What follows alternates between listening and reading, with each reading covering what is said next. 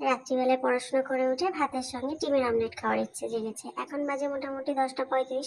আমি বলেছি এখন ডিমের অমলেট করতে পারবো না, নিজে নিজে চলে এসেছিল ডিমের অমলেট ভাজতে। বেশি সাহস দেখিয়েছে। ঠিক আছে চলো, আমি একটু পেঁয়াজ কুচিয়ে দিয়েছিলাম, 3টে ডিমকে 3টে আলাদা বাটির মধ্যে ফেটিয়ে নিয়ে শুরু করেছে তার রান্না বান্না।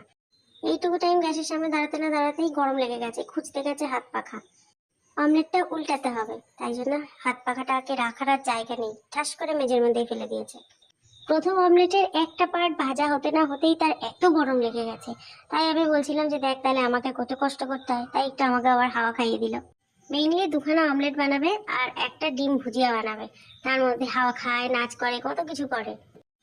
তবে সবকিছুর মধ্যে ভালো দিক এটাই যে নিজে হাতে টুকটুক করে একটু একটু করে অন্তত এই রান্না বান্না জিনিসগুলো শিখছে।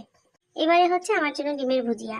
আমার ডিমের ভুজিয়া বানাতে দুজন শেফ এদিকে রান্না করছে, দেখুন আমার ডিমান্ডটা।